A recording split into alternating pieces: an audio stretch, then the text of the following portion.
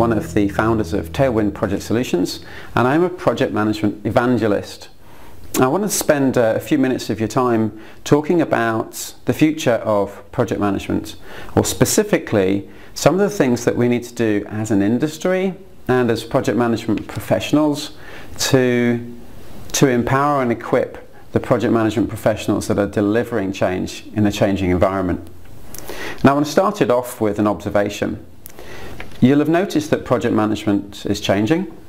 The people that you're working with aren't necessarily in the same room anymore, or the same building, even the same country, and they don't necessarily speak the same language.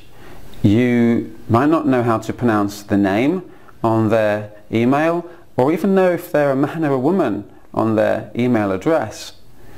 Communication is becoming more complex. Stakeholder interactions are becoming more complex. And if we look at one of the principal drivers for project stress and failure, is an inability to manage project stakeholders. So I want to talk to you about three things, and I've got 3 points to make at the end. So here's the first one, and it's about the changing constraints that we face in project management.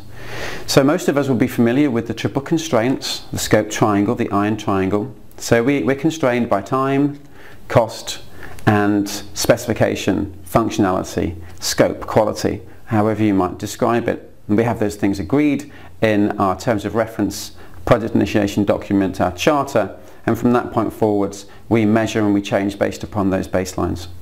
It's developed in the 1980s, and as a concept it's fantastic, and we use it all the time to explain to people the importance of having meaningful conversations and setting expectations. But of course those constraints have changed over time, and nowadays I just want to introduce a different model. It's based on Michael Porter's 5 forces, and I call it Pagdin's 5 forces. Now these are elements that apply pressure in the same way as constraints do to the everyday activities of a project manager.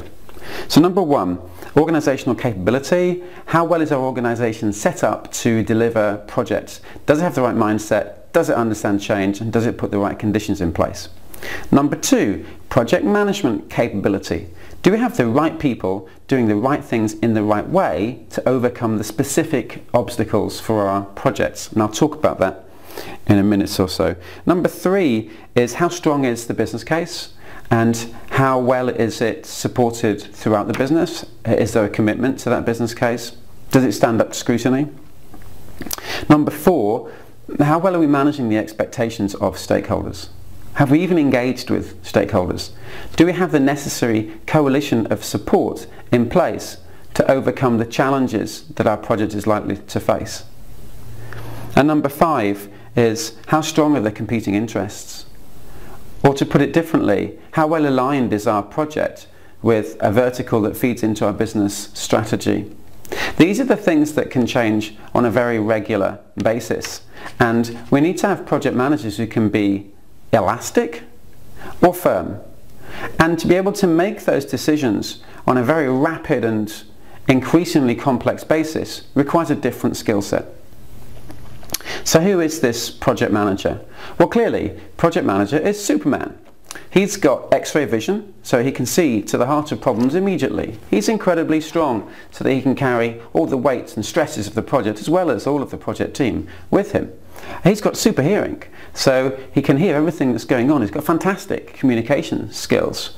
He's got wonderful eyes, so he can employ empathy and emotional intelligence. Clearly he can fly and be in many places at once. Have you seen this super project manager? No, I haven't either. If you do, I'd like 50 of them, please. I think they would be the saviours of the world. No, that project manager does not exist, and in reality I don't think they ever will. But if we look at elements of that skill set, and we have to start asking ourselves how well qualified are the current breed of project managers to overcome the stakeholder management challenges that we're increasingly facing. I want to take a step back here and to talk about the traditional project manager and the way in which they've been developed. Project managers, like most business professionals, are T-shaped. So along the vertical line we have business knowledge and understanding, and that's fairly broad. Hopefully we are able to have informed conversations with business professionals across our organisation, whether it be pharmaceutical or my area, financial services. And then we have a horizontal, which is our deep well of experience. And for many project professionals, that deep well of experience is engineering or it's development. We've been promoted to a project management position because we have demonstrated competence in a functional area.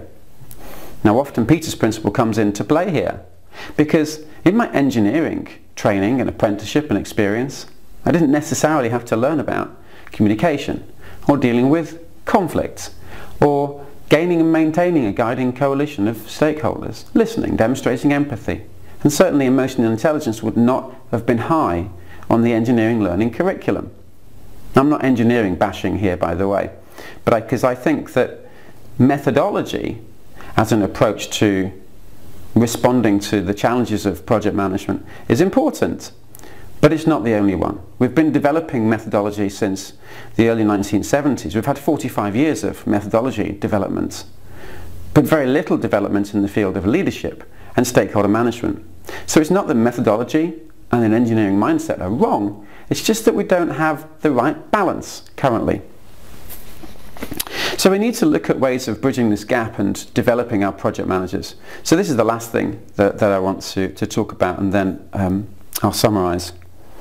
Is how do we develop the necessary skills for better project managers?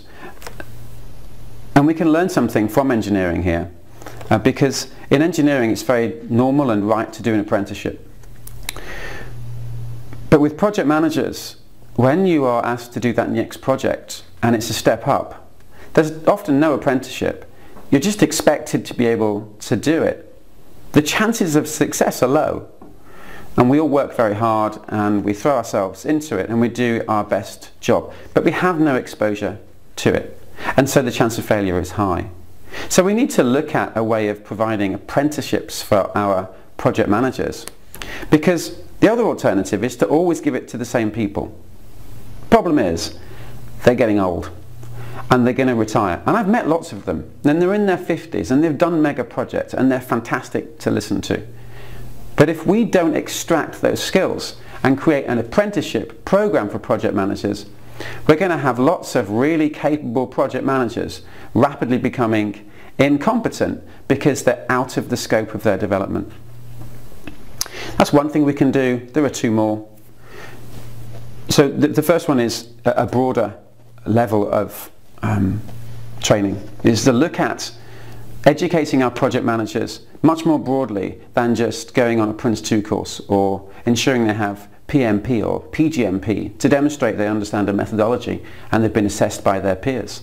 We need to look at ongoing professional development that is not predicated on collecting PDUs. We need to look at coaching and mentoring and developing soft skills and putting people in environments where they can fail and learn without feeling that they've caused any damage or caused any damage to the organisation. So number one, broader education. Number two, better ways of learning. And number three is collaboration. And this is where organisations are going to have to start to change, because every organisation now has to employ change management. You can't stand still. No industry is immune to the forces of change. The organisations that understand change and create an environment where the business can collaborate with those responsible for delivering change is going to be fundamental to those that succeed. We often speak a different language. Business as usual, they want speed to market and they want it quickly. In project management, well, we need the details and we need to do it slowly. Collaborating, sharing our experiences and working in the middle means that we can do these things better. I've written a book, it's called It's the People, and it's lessons in leadership and stakeholder management. I believe the future of project management is all about people and stakeholder management and leadership, and that's not to say that methodology isn't important, but the increasing challenges that we face going forwards are going to be more about people. Thank you for your time.